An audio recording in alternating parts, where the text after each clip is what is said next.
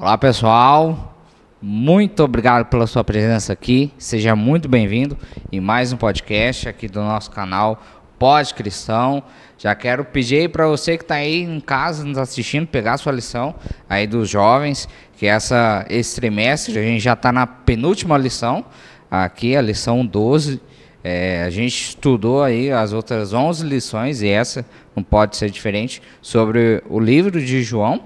E também peço aí para você pegar a sua Bíblia e abrir lá, já deixar aberto aí no capítulo 19, que é o nosso texto base aqui da nossa lição. Mas antes, quero aqui apresentar o meu co-host, meu parceiro aqui de banca desse lado, o Jonas, o diretor dos jovens da Igreja do Bom Jesus, diretor da Sonoplastia do Bom Jesus, e também, como de praxe aqui a fala, ele é vice-ancião aqui da Igreja do Bom Jesus também. Qualquer BO que acontece aqui, os nossos convidados também são daqui da Igreja do Bom Jesus, eles confirmam isso.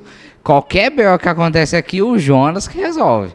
Ah, tem um ancião aqui, outro ali, mas corre pro Jonas, o Jonas resolve o BO, porque o Jonas aqui é o vice. Só não é um ancião só nomeado ali pela comissão, mas de resto é ele que resolve os pepinos aqui da igreja.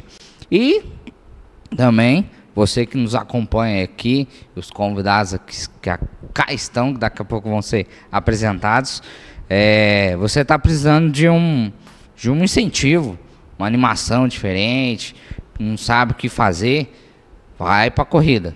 Menina que é especialista em corrida. Ele também dá personal ali na academia e tal, mas a especialização dele, a área dele é corrida. Então, você quer começar a correr, não sabe como fazer, se corre com uma perna, se corre com as duas, se engatinha, se não engatinha, como é que faz? Vai aí atrás do Jonas, após o pôr do sol, vale ressaltar, que ele vai te dar aí essas dicas aí sobre corrida.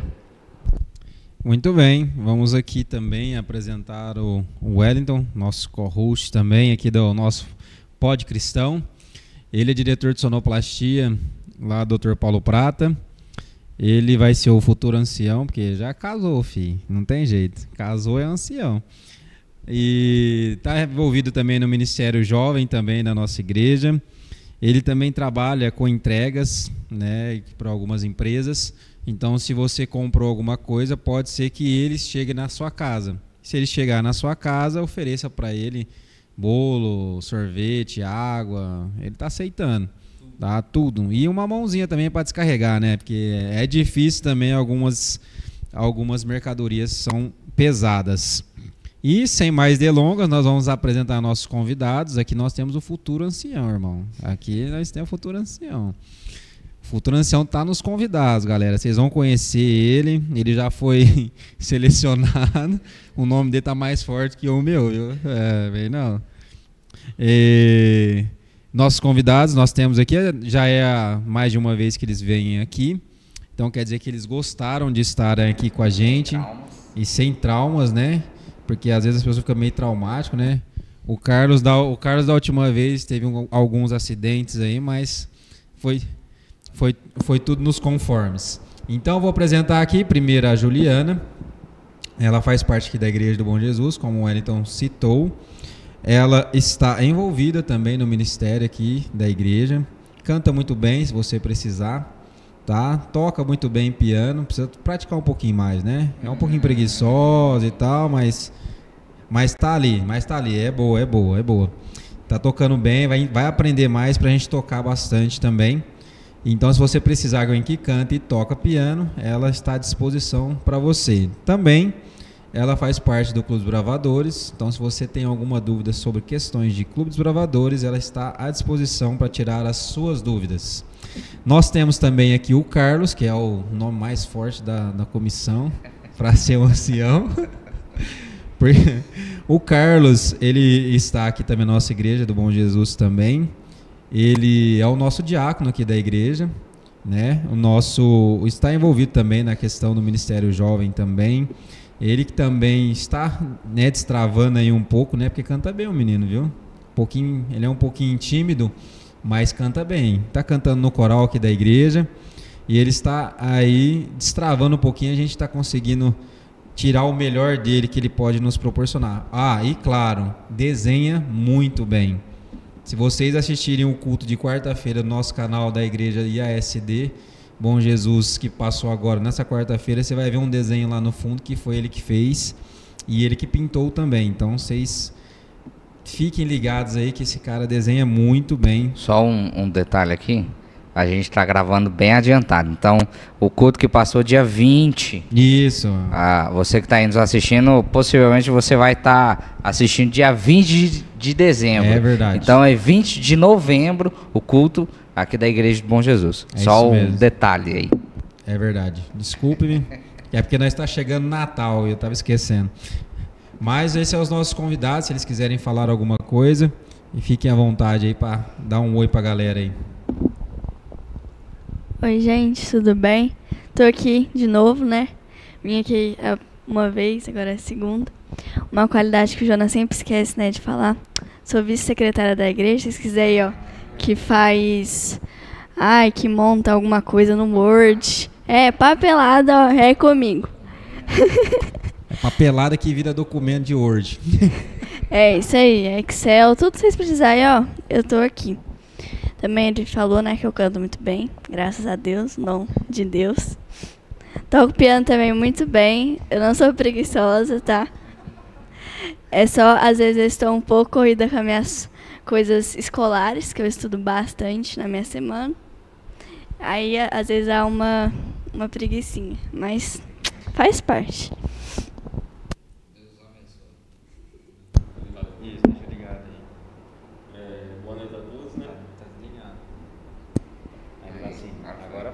Realmente, boa noite a todos, né? Agradecer por mais um convite aí que os meninos fizeram.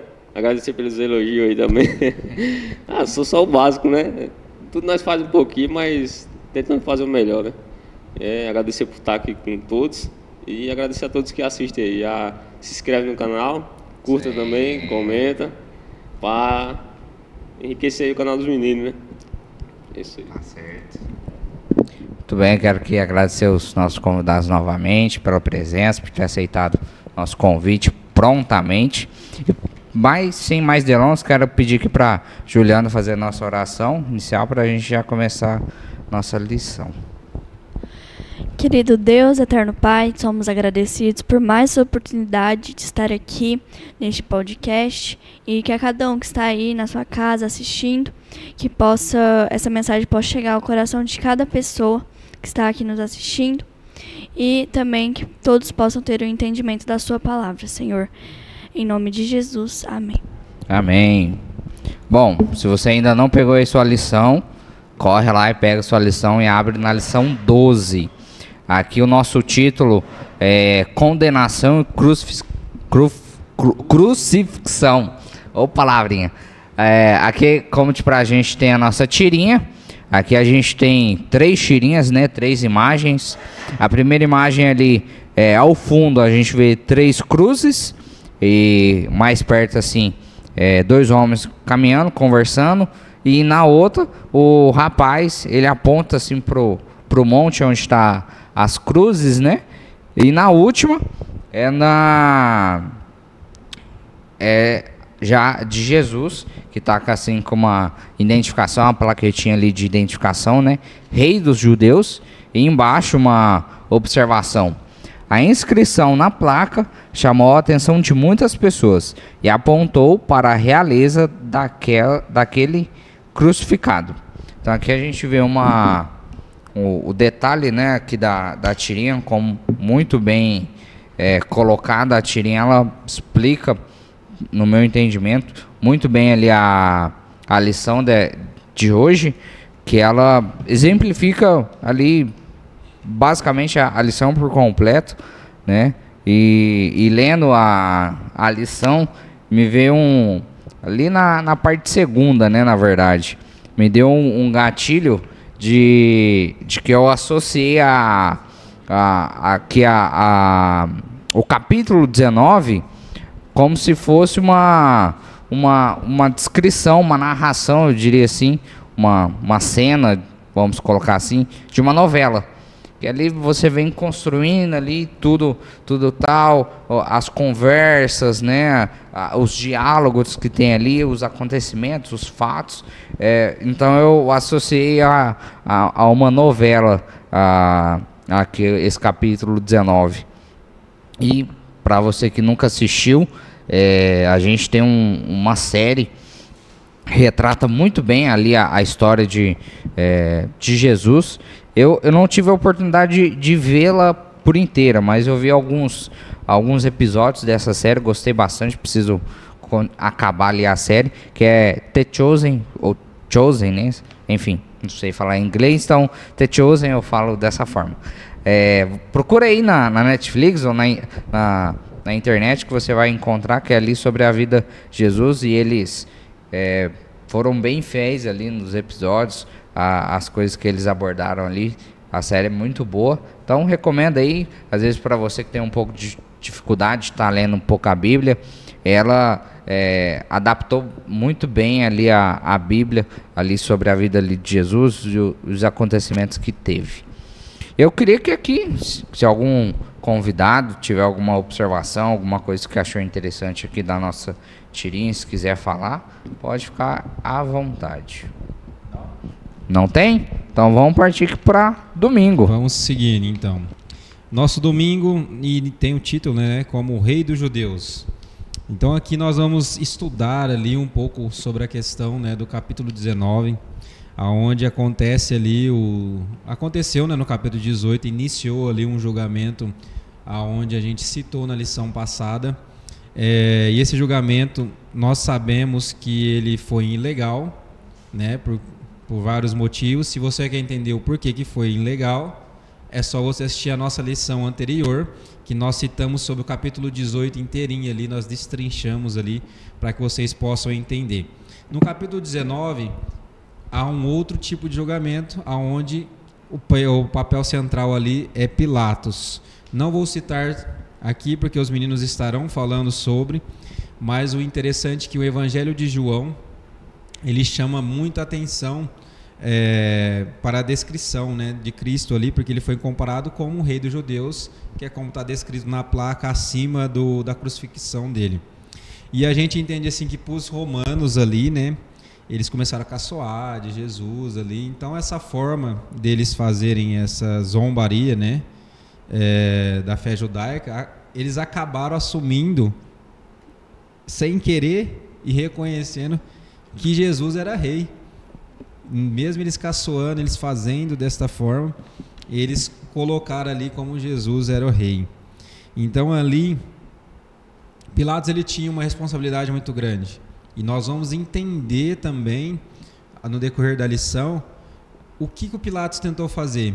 Qual foi as alternativas que ele tentou colocar ali para que pudesse, às vezes, mudar alguma coisa do veredito. E também nós vamos entender que houve não apenas o povo, né, comentando ali sobre a questão da escolha, mas que tinha as pessoas ali, os sacerdotes ali, os líderes daquela comunidade ali, que estavam dispostos a fazer alguma coisa. E nós vamos entender um pouquinho mais. Como a tirinha ela descreveu, nós temos ali o processo já final ali da crucifixão, mas nós vamos entender agora o diálogo, que tudo que aconteceu, que está descrito parte a parte ali no capítulo 19 de João, que descreve muito bem essa parte. Então, vou dar só essa ilustração aí inicial para que os meninos possam falar bem aí. E uma coisa, antes da gente dar sequência aqui, que eu achei interessante da parte de domingo, que eles colocaram, foi na última estrofe aqui, né, o último parágrafo, que eles comentaram sobre os sacerdotes e os guardas estavam com medo de Cristo, pela a grande influência que ele tinha, ou poderia ter, com a população ali, de que talvez eles fizessem com que a população se revoltasse contra o governo.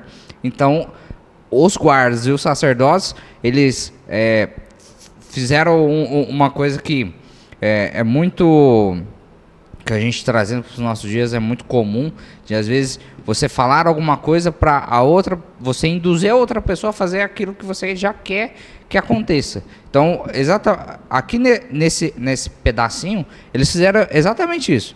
Eles queriam que Cristo fosse crucificado, que ele fosse para a cruz, então eles falaram, aqui é citado, né, na Bíblia aqui também é citado, não lembro o verso exatamente, mas é citado 19:6, né?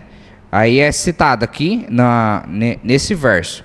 Aqui na lição também eles colocaram aqui que eles foram os primeiros a gritarem: crucifique, crucifique, para que a multidão também gritasse, para que houvesse essa concordância com o que eles já queriam, não com o que a população queria. Então achei interessante essa parte que a gente tira uma reflexão disso aí, que a população seguiu ali o efeito manada, né? Eles foram seguindo o que os outros foram falando, e assim foi indo, até chegar ao ponto de que Cristo foi crucificado. Então eu tiro essa reflexão para a gente trazer isso aqui para os nossos dias. Mais para frente a gente vai falando mais um pouquinho que cuidado que a gente tem que ter com o que os outros falam, para que não seja influenciado negativamente em nossa vida. Alguém tem mais alguma comentário aqui na parte segunda, de domingo, aliás? Eu acho que naquele tempo, com aquela sociedade assim, que eles se influenciavam muito pelo governador deles, que eles tinham, eles também, eu acho que eles eram muito tomados pelo medo, né? O medo de ser contra. Porque como eles queriam que Jesus fosse crucificado, talvez você fosse lá contra, talvez ia sobrar para você. Então eles acabavam indo na onda das outras pessoas que estavam ali. Às vezes alguns até que podiam seguir Jesus ali na época, mas foram junto com o resto do povo para não sobrar para eles. Exatamente. E com isso, já quero pedir que o Carlos já pegar o gancho e falar o medo que Pilatos teve. A parte segunda. Aí aqui na parte segunda já começa com o tema o veredito, né?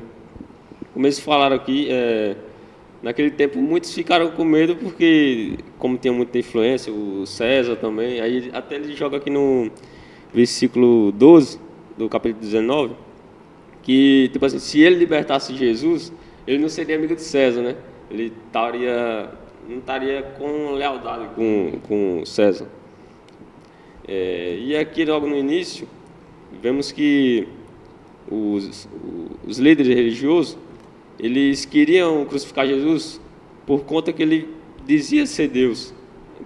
Por isso que eles queriam crucificar, né? Porque ele dizia, não, é Deus? Não, você não é Deus. Eles não acreditavam, né? Ou, tipo assim, fingiam que não acreditavam, né? Porque viam os milagres, as coisas. E logo em seguida aqui. Pilatos temia receber o castigo de Deus, caso Jesus fosse realmente o filho dele. De acordo com o pensamento comum daquela época, os deuses podiam assumir a forma humana. Veja em Atos 14:11. Eu vou ler aqui Atos 14:11. Quando as multidões viram o que Paulo fizera, gritaram em língua licaônica, dizendo: os deuses em forma de homens baixaram até nós. Aí aqui vemos que quando Paulo curou o coxo, eles acharam o quê? Que os deuses desceram ao mundo, né? Igual eles estavam achando aqui. Por isso que eles ficaram com essa dúvida também. Até o Pilatos ficou nessa dúvida, achando que poderia ser Deus. Aí até ele questionou Jesus para ouvir da boca dele, né? Se ele era realmente o Cristo. Mas Jesus não dizia nada, né? Ele permanecia ali firme. Ele saberia que ia morrer, né, por nós. É isso. E aqui uma coisa também interessante dessa conversa que Pilatos teve com Cristo, ele até fez com que ele fez essa primeira pergunta para Cristo, perguntando: você é o rei mesmo? Você quer ser libertado? E depois outra pergunta que Pilatos faz, Cristo responde no sentido de você não tem esse poder de me libertar, pois quem vai ter o poder é quem vai estar acima de você. Então, Cristo ele já sabia de tudo o que diria o controle do que estava sob o controle de Deus, que estava no controle dos homens. Ele sabia de qualquer decisão de pessoas humanas aqui, não iria influenciar na decisão final de Deus. O planejamento, o plano ali, né, o arquitetado pelo próprio Deus, era que houvesse esse sacrifício. Então, independente de qualquer outra pessoa que tentasse interferir, não iria fazer nenhuma diferença. Porque Deus já tinha o plano final, já tinha arquitetado tudo. Então, independente de qualquer intervenção de outras pessoas, não iria afetar em nada. E uma coisa que eu achei, que eu grifei da lição, que as últimas palavras de Jesus sensibilizaram Pilatos profundamente. E ele redobrou seus esforços para libertar o prisioneiro. Então, uma pessoa que possivelmente não tinha tanto assim o conhecimento sobre a palavra, na lição passada a gente abordou um pouquinho isso, que mostrou que Pilatos ele não era um sem ninguém, uma pessoa que não tinha conhecimento de nada. Ele tinha um conhecimento de alguma coisa. Ele era ele chegou onde ele chegou por algum conhecimento que ele tinha. E aqui ele fez com que Cristo fez com que ele se sentisse tocado, né? Mas chegou a um ponto que ele estava de mãos atadas, ele não tinha muito o que fazer. Cristo não se mostrou que ele queria realmente ser liberto, e também as pessoas que estavam ali, os líderes religiosos ali da cidade, também não queriam que Cristo fosse liberto. Então ele estava ali numa coisa sem saída. E se ele fosse por outro lado, ele estaria se opondo ao próprio rei, que na posição dele não era uma coisa mais favorável. Então chegou a um ponto de que ele inclinou para a política, mas ali eu acredito que o lado espiritual dele, o humano dele, acreditou, e como a própria João também colocou aqui, tanto no capítulo 18 e novamente aqui no capítulo 19, Pilatos acreditava que Cristo não tinha crime algum, não tinha condenação alguma para que Cristo fosse crucificado.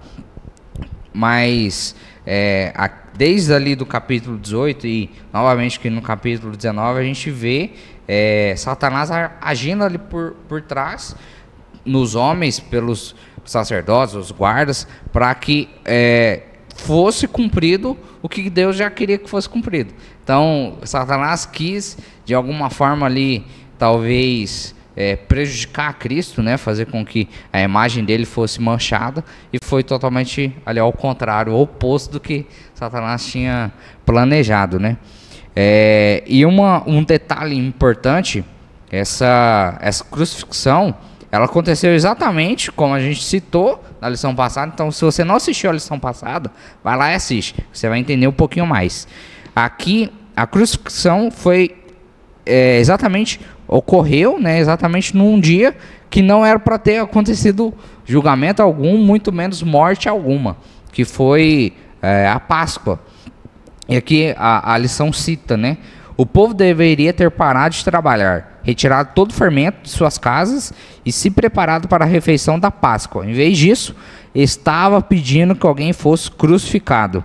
E aqui, né, como eu citei, a gente vê Satanás agindo novamente ali no povo pelos anjos dele, né, fazendo com que a população ela tivesse um pensamento diferente do que o habitual. Porque o habitual era para não ter julgamento, para eles não terem nem escolhido soltar Barrabás ou não, para não ter acontecido nada. Mas ali a gente vê também Satanás agindo dessa maneira ali por trás, né, pelos bastidores. Alguém tem algum comentário a mais aqui na parte segunda? Interessante é que Pilatos ele estava muito ansioso para conhecer, né, a Cristo. E quando chegou a Cristo até ele, né, como prisioneiro, né, ele ficou assim com perguntas para poder conhecer toda a origem de Cristo ali, a vontade que ele estava de de querer conhecer. Só que o engraçado é aquela, né? Quando lembrei de um episódio assim, né? A gente às vezes está orando, né, a Cristo, e nós pedimos alguma coisa, né? Ou oramos pedindo alguma coisa, e nós não tem a resposta. Deus fica em silêncio. E aqui ele ficou em silêncio, né? Jesus ficou em silêncio. A pergunta de Pilatos ali para saber se ele era da terra, se ele era do céu, e ele ficou simplesmente quieto. E Pilatos quis aqui, vamos dizer assim, ostentar, né, a sua governança ali. E logo em seguida Jesus dá no meio dele, né? Demonstrando, né, para ele que quem tem o poder da vida e da morte é ele, né? E é interessante isso porque, assim, acontece no nosso cotidiano, né? Igual que citei a questão da oração, nós passamos por isso. Nós fazemos a nossa oração ali, às vezes nós queremos muita coisa e pedimos muita coisa, e Jesus não responde, e a gente fica achando que a gente tem alguma autoridade, né? Como se a gente fosse algum rei de alguma coisa, ou presidente, prefeito de alguma coisa. Só que depois a gente descobre que a gente não tem como questioná-lo, né? E eu achei bem interessante esse trechinho aqui sobre a questão de Pilatos ali com Jesus no interrogatório. Podemos dar sequência aqui na parte terça, então? Aqui com a Juliana. Como o nosso tema aqui da lição já diz crucifixão, né? Dessa lição de terça-feira, a gente vai estar falando sobre a crucificação de Cristo. A gente vê que no início do ministério ali de João, ele já começa apresentando Jesus como Cordeiro de Deus que tira o pecado do mundo. E ali, como o Ayrton tinha citado, eles estavam na Páscoa. A morte de Jesus coincidiu com a Páscoa. Então eles estavam comemorando o sangue do Cordeiro que foi derramado pelos pecados deles, enquanto Jesus estava ali para ser morto. E a gente só pode começar a compreender esse significado da morte de Cristo quando a gente compreende quem Jesus era. E aí, como a gente estava falando ali de Pilatos, tendo obtido a aprovação de Pilatos, os líderes religiosos estavam com pressa para ver Jesus ser levado à morte. E aqui em João, capítulo 18, versículo 17, que fala assim: levando a sua própria cruz, ele saiu para o lugar chamado Caveira, que em aramaico é chamado Gólgota. Ali crucificaram e com ele 2 outros, um de cada lado de Jesus. E aqui nesse versículo João especifica quem levou a cruz de Jesus. E ali a gente vê que foi o próprio Jesus que estava levando a cruz dele. E aí, quando João nos mostra isso, João estava querendo dizer que Jesus estava no controle, mesmo tudo aquilo acontecendo com ele, mesmo as pessoas zombando, as pessoas ali, aqueles líderes que não acreditavam na existência de Jesus como Filho de Deus, eles no coração deles falam assim: nossa, agora a gente está vendo que era tudo uma fraude, né? Era tudo mentira. Esse homem aí falando que veio do céu, que Deus está do lado dele, que ele é o Filho de Deus, é tudo uma mentira. Mas mesmo no meio desse acontecimento, João quis mostrar para a gente que Jesus estava no controle daquela situação. E aí João deixa de lado a agonia e os detalhes da crucifixão de Cristo. Então ele simplesmente registra, no versículo 18 que eu também li, que Jesus foi crucificado. E naquele tempo, ser crucificado em uma cruz era a maneira mais humilhante de execução. Para eles era humilhante, porque você estava ali em meio a todo o povo daquela cidade, na frente de todos, tomando a sua cruz e indo até lá no Calvário. Não só a mais humilhante, né? Era a mais perversa, a mais ruim, né? Digamos assim. Também, como o Elton falou, pelo fato da pessoa ser colocada ali ainda viva. E aí, como eu tinha falado aqui na lição, também cita aquele povo, né? O pessoal ali que acreditava em Jesus, o pessoal que seguia ele, quando viu o rei, né, quer dizer, o rei que vai vir do céu, que vai operar aqui no nosso povo como um rei, estava sendo crucificado. Então, para eles era um absurdo aquilo.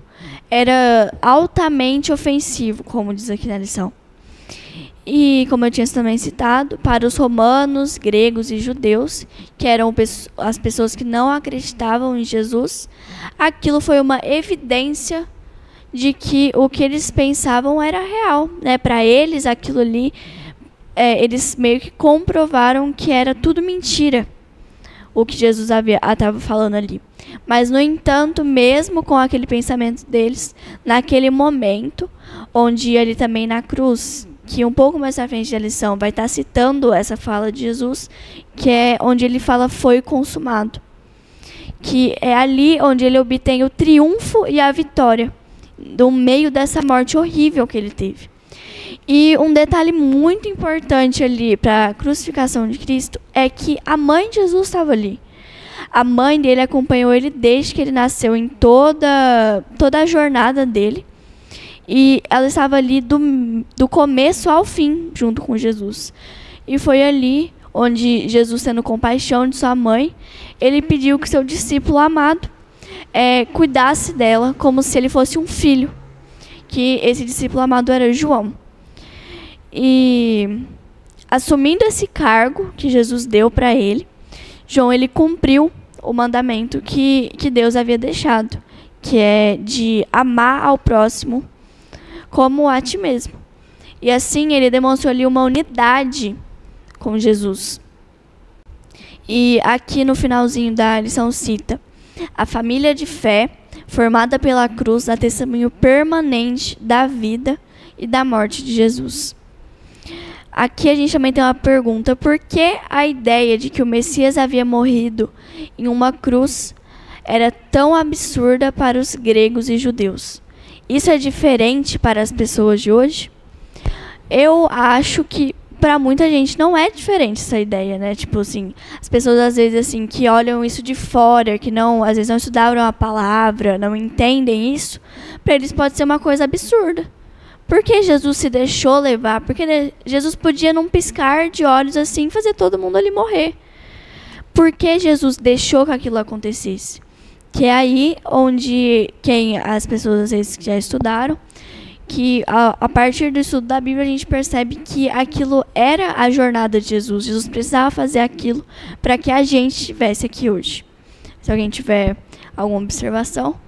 Só sobre a pergunta aqui, eu acho que também era exatamente aquilo que eu havia comentado, né, antes. Era o que precisava ser feito. Um anjo não podia morrer pelos nossos pecados.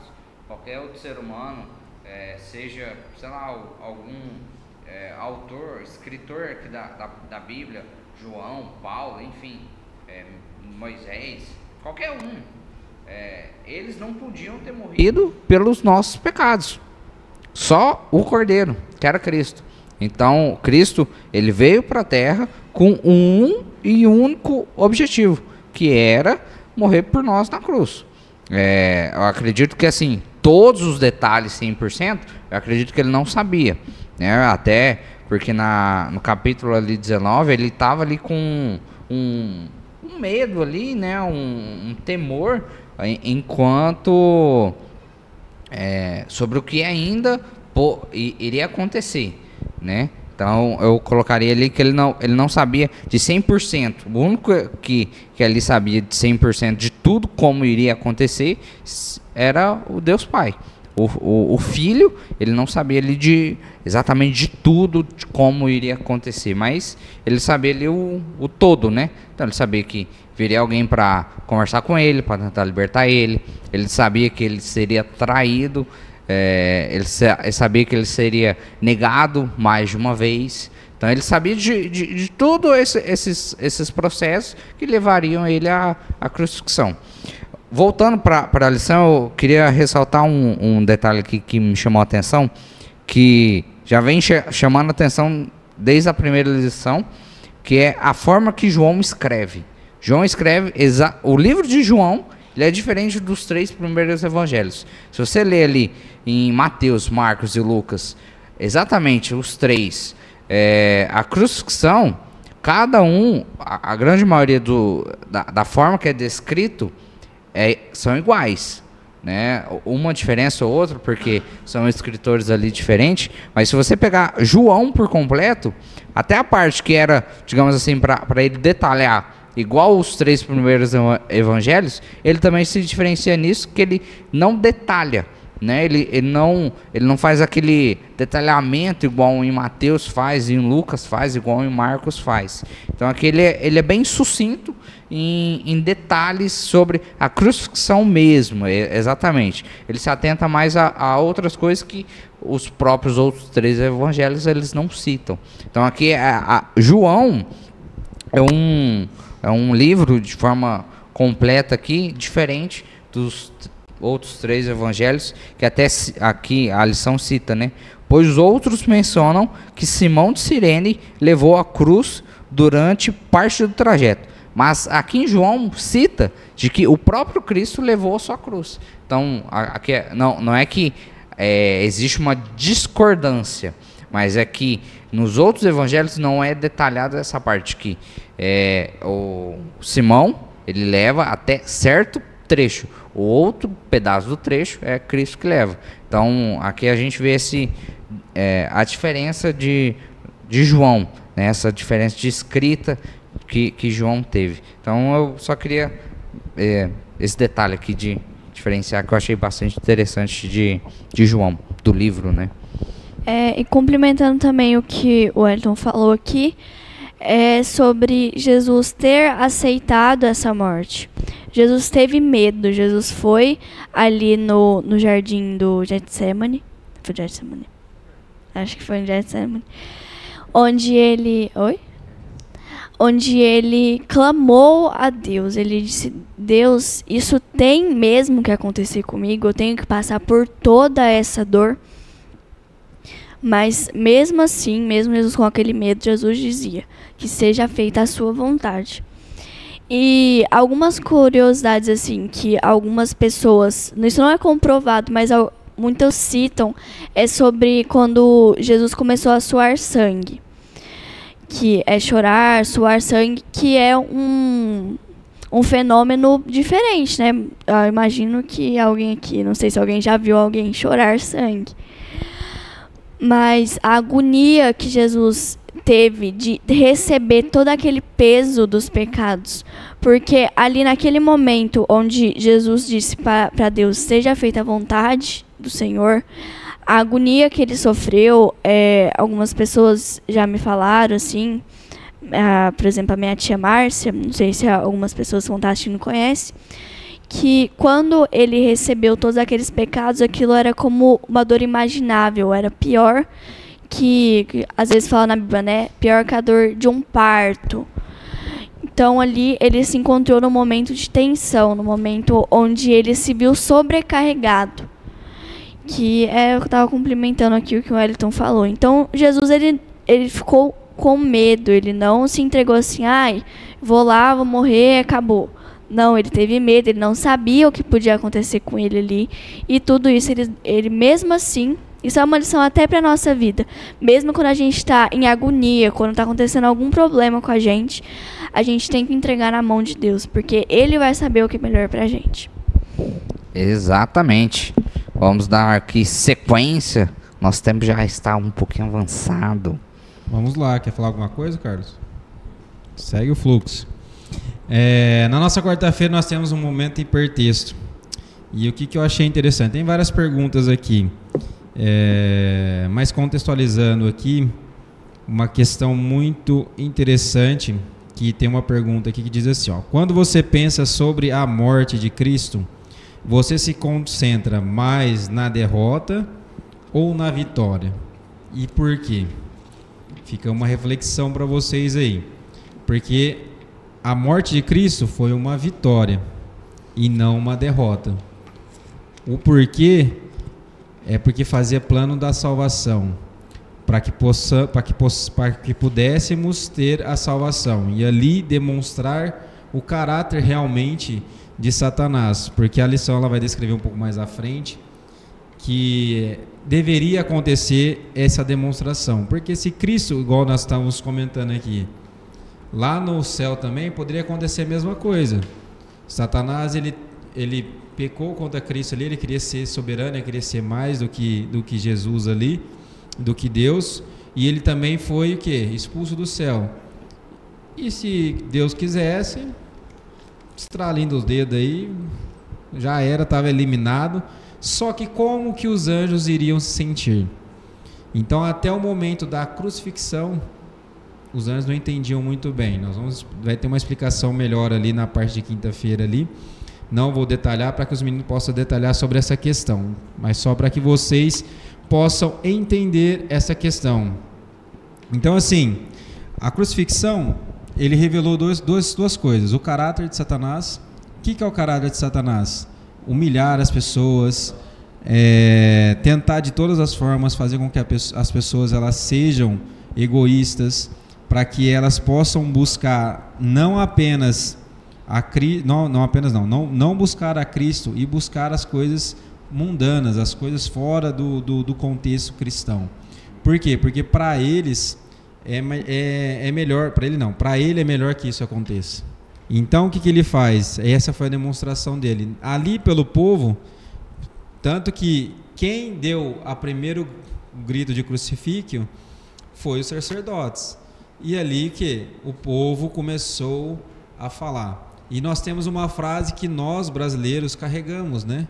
Que a voz do povo é a voz de Deus, e não é, porque se não for pensar nesse aspecto lá, então a voz do povo é a voz de Deus. Deus queria crucificar? Não queria, mas fazia o plano ali plano da salvação. E ali demonstrou o caráter de quem? De quem ama, de quem não é egoísta, de quem é humilde. Porque nós vamos entender também um pouquinho mais sobre isso na lição de quinta. Como que Cristo, em todo momento, ele não mudou, igual a Juliana comentou, da questão da fisionomia dele. Ele continuou sereno, tranquilo, mesmo sendo bofeteado, cuspido, rasgado as vestes dele, tudo foi ocasionado, e mesmo assim ele continuou como quem? Como João Batista citou lá no seu evangelho, nas suas pregações para as pessoas: esse é o Cordeiro que tira o pecado do mundo. Então isso eu achei muito interessante. E para que você possa ler aí na sua casa, você que tem sua Bíblia, eu achei interessante, eu li Salmos 22, o capítulo dele inteiro. Ali você vai ter angústia inicial ali, que é uma conversação, que até é citado também na crucifixão ali, na hora que Jesus está na cruz, e depois ali vem um louvor a Cristo. Então esse capítulo ele é maravilhoso, eu estava lendo ele, eu reli ele hoje para que pudesse entender um pouco mais. E se você quiser, dá um adendo ali no Salmo 23 também, que você vai ficar maravilhado com ele. E também leiam o Salmo 69 também, tem uma descrição maravilhosa também do capítulo. São esses dois aí que eu quero deixar para que você em casa possa estar lendo. Sem mais delongas, porque nosso horário está corrido, nós temos a nossa rede semântica, e a nossa palavra é sacrifício. Quando vocês ouvem sacrifício, o que vem à mente de vocês? Alguma palavra, algum contexto? Eu acho que vem à minha mente entregar a coisa mais preciosa que você tem em favor de você. Sabe assim, tipo, fazer um sacrifício. Fala que é um sacrifício pessoal. Você se sacrificar ali pra fazer, às vezes deixar algum vício, deixar alguma coisa que é difícil pra você. Eu acho, pra mim, essa é a definição que vem pra mim. Fala aí, Carlos. A palavra que me vem em mente, né, quando joga essa palavra aqui, sacrifício, é o amor. Porque só por amor a gente mesmo que ele se entregou, né? Ele, igual vocês falaram, ele podia, só de um estralar de dedo, destruir tudo, né? Mas por amor ele cumpriu, fez tudo que tem que fazer por amor a nós, né? É isso. Aqui, eu também tinha escrito amor, ele falou minha palavra. Eu escrevi outra aqui que é o sacrifício, né? Aqui, a gente falando aqui de Cristo, me vem à mente também salvação, né? Pelo sacrifício dele, a gente hoje tem a nossa salvação, então sem ele a gente não estaríamos salvos, né? Com essa condição de sermos salvos. Eu acho que seria isso. Eu coloquei aqui, né? Você está disposto a fazer qualquer coisa, né, por outra pessoa. Se você está se sacrificando e está disposto a fazer qualquer coisa para essa pessoa. Vamos lá. Vamos dar sequência aqui na parte quinta, nosso penúltimo dia, com os nossos convidados. Eu vou começar aqui a parte de quinta já dizendo uma afirmação ali que Jesus fez na cruz, que é: tenho sede. Ali Jesus toma uma iniciativa de pedir algo para beber. E ali, como a gente conhece ali a história, foi dado a ele vinagre para ele tomar. E lá em Salmo 69, versículo 21, eu vou ler um pouquinho antes do versículo 21, só para dar mais uma clara explicação. Vou começar aqui no versículo 19. Tu bem sabes como sofro zombaria, humilhação e vergonha. Conheces todos os meus adversários. A zombaria partiu meu coração. Estou em desespero. Supliquei por socorro, nada recebi por consoladores e a ninguém encontrei. Puseram fel na minha comida e para matar-me de sede deram-me vinagre. Então aqui a gente vê que aqui é um salmo de Davi, onde ele diz uma situação que aconteceu ali com ele, que era uma profecia. E ali na cruz Jesus cumpre essa profecia, que é onde, para enfraquecer Jesus, foi dado vinagre a ele. E foi nesse momento, e como eu havia citado anteriormente, ele disse as duas palavras, né? Está consumado. Então foi ali onde a cruz se tornou um lugar de vitória. E está consumado, essa frase, ela era muito usada no contexto de dormir em uma cama. Então, ali é onde mostra que Jesus, ninguém tirou a vida de Jesus. Ele a entregou ali na cruz por vontade própria. E confirmando ali que Jesus havia morrido, um soldado perfurou ele. E é nessa parte onde eu tenho, onde eu destacaria, né, da história ali da crucifixão. Que quando o soldado perfurou Jesus, saiu dele água e sangue. E isso é uma dúvida que João não explica. João não explica detalhadamente por que saiu ali água e sangue. Mas alguns estudiosos, eles acreditam que aquela separação entre a água e o sangue diz que Jesus havia morrido de coração partido. E aqui um pouco mais para frente, ali no finalzinho da lição, para não pegar aqui a parte do nosso amigo Carlos, expressa ali que assim como Maria, tivemos 2 discípulos retraídos que cuidaram do corpo de Jesus. Que diz também que aqui sobre José de Arimateia, que foi um deles. E teve mais um discípulo, que cita ali também Nicodemos, que ajudou ele a preparar o corpo. Mas isso mostra o profundo amor que o povo tinha por Jesus. Que muitos daqueles que estavam ali, que viram Jesus, o mestre dele ser sacrificado, tinham um amor enorme por Jesus. E aqui nas perguntas, né, para a gente pensar. Com tudo isso na mente de Jesus, o que podemos aprender com o terno cuidado que ele tinha pela mãe?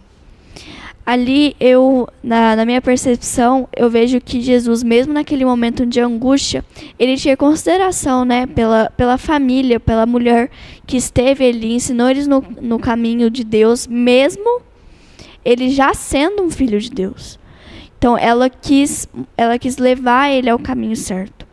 Então, a compaixão é uma compaixão que a gente também deve ter com nossos pais, porque Deus deu a dádiva de cada pai, cada mãe, ter um filho para cuidar e ensinar no caminho onde ele deve andar. E aqui também uma pergunta que me pegou bastante: até que ponto Jesus estava no controle de sua morte? E até que ponto sua morte foi controlada por pessoas? E aqui eu venho retratando uma coisa que o Wellington falou, que é sobre, ele já sabia ali que Pedro negaria ele 3 vezes, que ele seria traído.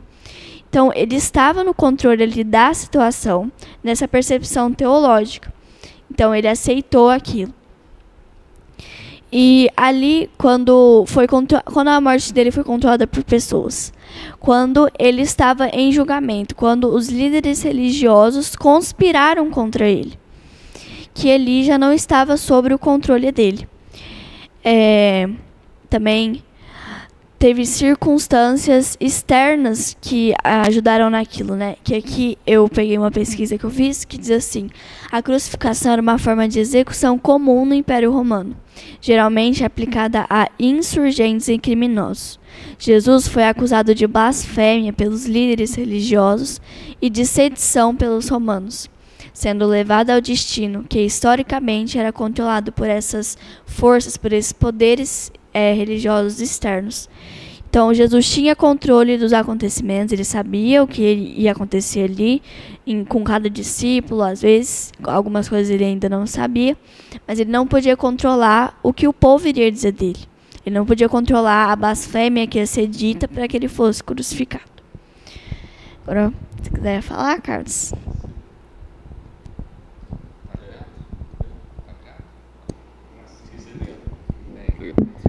É igual ela citou aqui que logo quase no início da lição, que o soldado perfurou, né, para ver se Jesus realmente estava vivo. Uma vez eu vi um vídeo de um médico explicando esse fato de morrer com o coração partido, né, que acabou saindo a água e o sangue. E eu imagino assim a dor, né, desse acontecido aqui, porque sair água e sangue é algo dolorido mesmo. Imagino a dor que Jesus passou por amor a nós, né? E outro fato interessante aqui que me chamou a atenção foi o do Nicodemos e o José de Arimateia, que ele fez como Maria fez, usou os melhores perfumes, as melhores coisas para o sepultamento de Jesus, né? Por amor, eles mostraram ali amor a Jesus. Isso aí.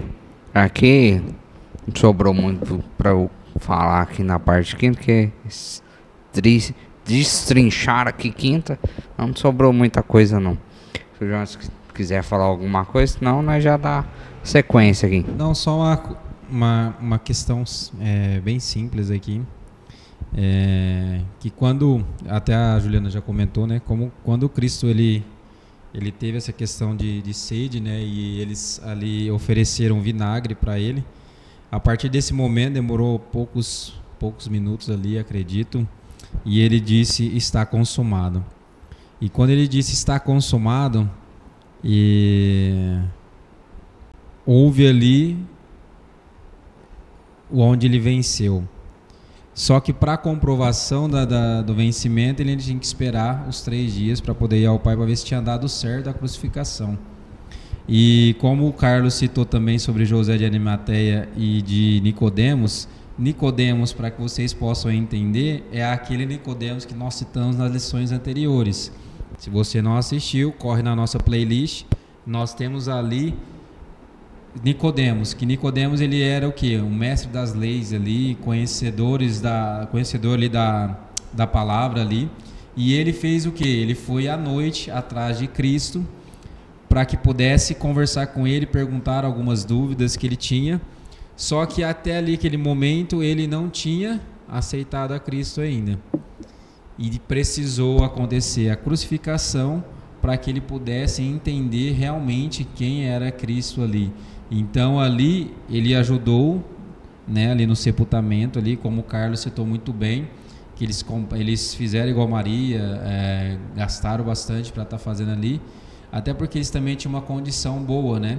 Então ali também cita que eles colocaram, João cita, né, que eles colocaram em um jardim, numa sepultura,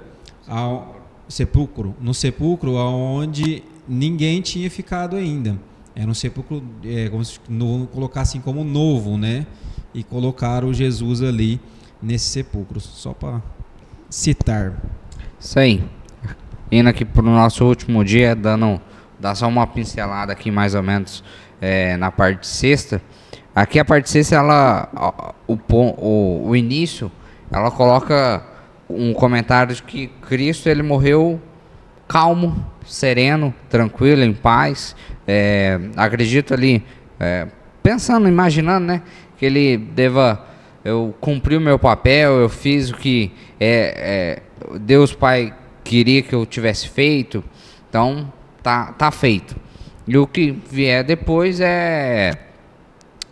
vai ser coisas para as pessoas olharem para a divindade de forma mais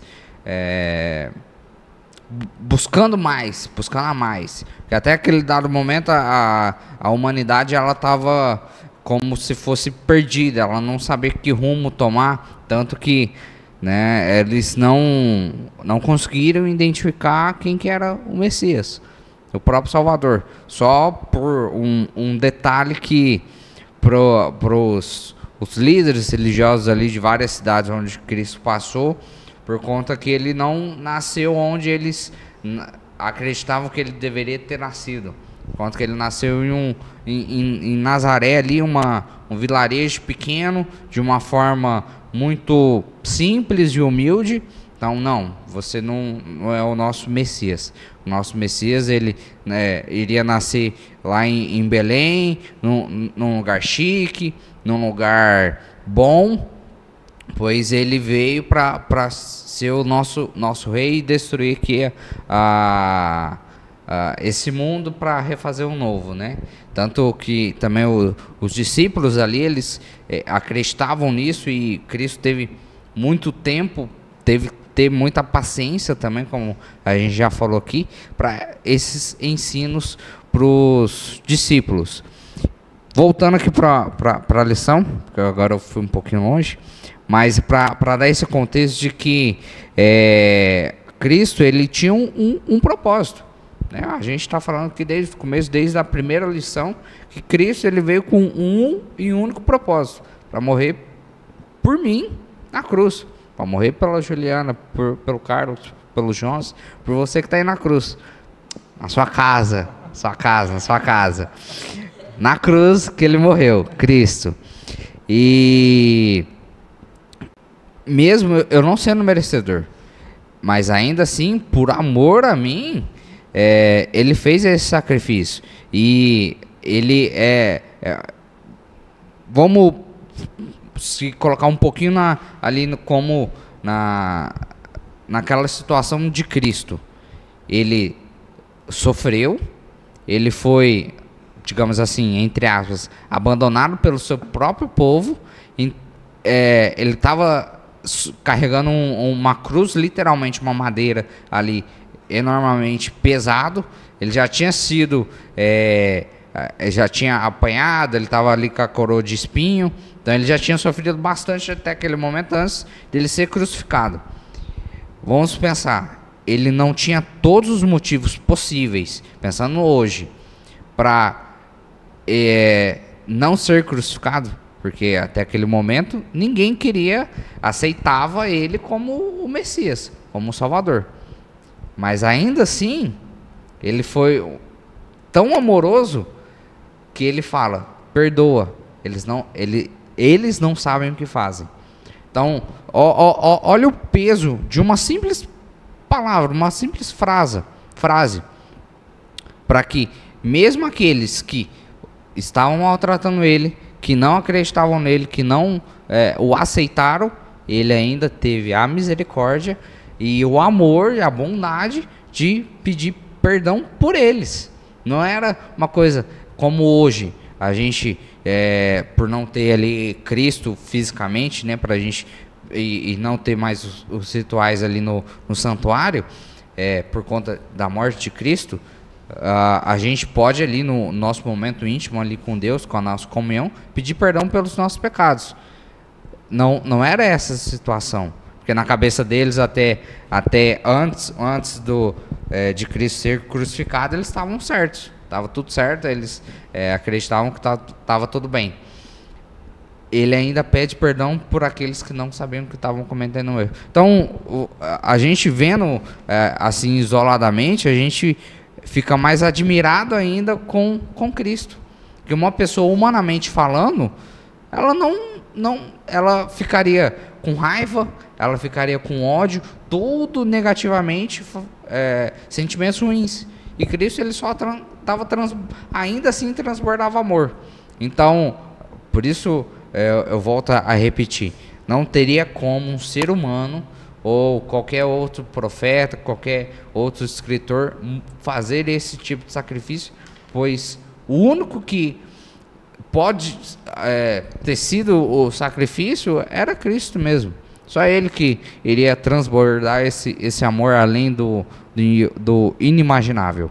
Então, aqui um apanhado aqui da parte 6 e também um pouco do capítulo 19 é basicamente isso, né? O próprio título fala aqui, por você, por mim, né? A gente às vezes tem a mania ali de falar, direcionar a palavra aos outros, mas ele também morreu por mim. Então eu acho que esse peso se torna um pouco maior quando a gente direciona para a gente tomar esse cuidado com os nossos atos, para a gente sempre tomar esse cuidado para a gente não cair sempre nos mesmos erros e para querer sempre melhorar. Então acho que basicamente ali a lição, eu colocaria a lição 12 dessa forma. Realmente esse título ele completa ali a lição 12 de uma forma geral, foi por mim. Eu só mudaria ali o finalzinho ali, foi por mim. Traz um peso um pouquinho maior. Se os nossos convidados tiver alguma coisa a acrescentar aqui da lição de sexta, da lição de forma geral, quiser acrescentar aqui as últimas palavras para os nossos convidados, fique à vontade aí.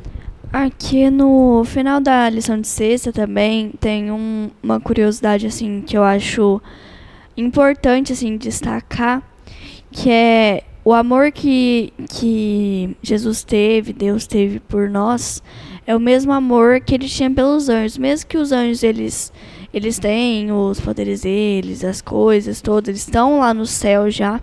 Jesus tem aquele grande amor, que é uma coisa que cita aqui, que é um grande conflito, que os anjos não entendiam, né? Tipo assim, não entendiam por que Jesus soltou assim, sabe, Satanás para ir lá para a terra, ficar lá. Porque eles não entendiam isso. Só que Deus, ele sabia que se ele pegasse Satanás e seus anjos e desse aquele final neles, né, que é um final inevitável, que todos nós vivemos e morremos, e aquele final que de todo jeito é inevitável para Satanás, ali naquele momento os anjos não entenderam e falaram assim, por quê? Se eu não quiser seguir o Senhor vai pegar e vai me matar?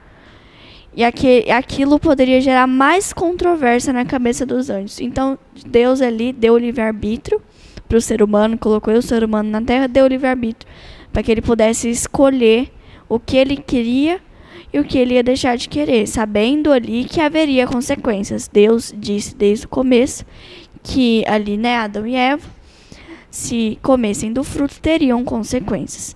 Mas isso também é outra parte da história ali na Bíblia, que a gente vê a compaixão que Deus tinha. Deus falou assim, se vocês comerem do fruto, vocês irão certamente morrer.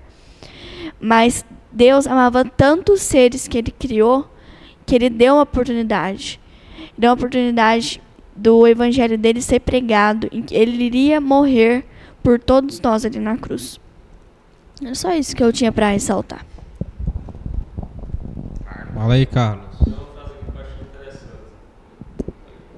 Tem uma frase aqui na parte de sexta-feira que eu achei interessante. Fala assim, é por você que o Filho de Deus consentiu em carregar esse fardo de culpa. Por você, ele destruiu o domínio da morte e abriu as portas do paraíso.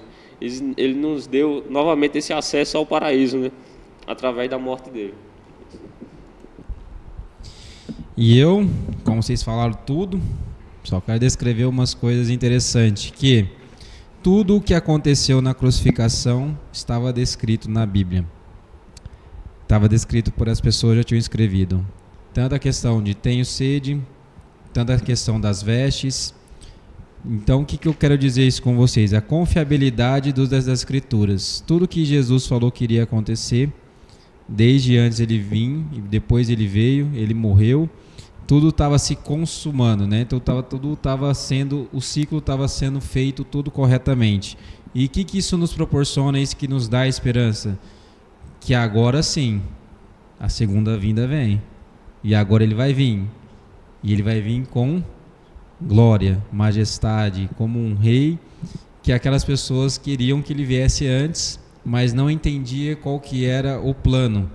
Porque o plano era demonstrar o quê? Um lugar, um plano da salvação, um lugar diferente para que essas pessoas pudessem entender o que ele estava querendo nos demonstrar. E ali Jesus ensinou. Ele ensinou cada passo de como nós devemos também conduzir a nossa vida cristã aqui neste mundo. E como foi falado também, ele não reclamou de nada. E como também foi falado aqui, que ele poderia ser feito várias coisas, mas como a Juliana citou, temos o livre-arbítrio. Nós não somos robôs, nós somos pessoas que temos sentimentos e nós temos o livre-arbítrio. Então nós temos a forma de escolha. Só que, com a mesma forma que ele deu o livre-arbítrio para Satanás poder escolher, ele deu a oportunidade para que Satanás pudesse se arrepender. E Satanás não quis. Deus deu mais de um século para ele para que ele pudesse se arrepender e ele não quis. Então, assim, você tem a escolha de escolher entre lado de Deus ou de Satanás. A escolha é somente sua. O que nós fazemos aqui é demonstrar para você o amor de Deus e como ele foi grandioso e que ele te dá essa oportunidade de você amar ele e de estar com ele. O sacrifício foi feito, a vitória já foi ganha. A única coisa que nós temos que fazer é aceitar e segui-lo fielmente até o fim. Amém. Queria aqui pedir para o Carlos fazer a nossa oração final. Oremos. Obrigado, Senhor, por mais um podcast aqui com o pessoal. Que o Senhor possa abençoar cada ouvinte que ouvir essa mensagem. Foi de muito aprendizado. Que cada um possa sentir esse amor que Jesus tem por nós, que é de fazer esse sacrifício para nos salvar e nos dar acesso novamente ao paraíso. Obrigado por tudo. Que o Senhor abençoe a cada um de nós. Em nome do Senhor Jesus. Amém. Amém. Muito obrigado pela sua presença aqui. Se você gostou aí do nosso pod, curte aí, ajuda bastante o nosso canal. O YouTube entende que o nosso canal é relevante. E você compartilhando também, você vai estar assim proclamando, né, indiretamente ali, levando a mensagem para o próximo, que também é uma das verdades que a gente tem que divulgar para o máximo de pessoas. E eu tenho um convite especial para você. O nosso última lição desse trimestre, nossa lição 13. Se você acompanhou a gente até aqui, gostou da nossa cobertura completa aqui da nossa lição, você não pode ficar aqui de fora da nossa última lição. Ressuscitou e comissionou. Se você já está acompanhando aí, você já entendeu muito bem que título é esse. Então você não pode ficar de fora dessa última lição, que com certeza vai estar muito boa. Até mais. Tchau. Tchau.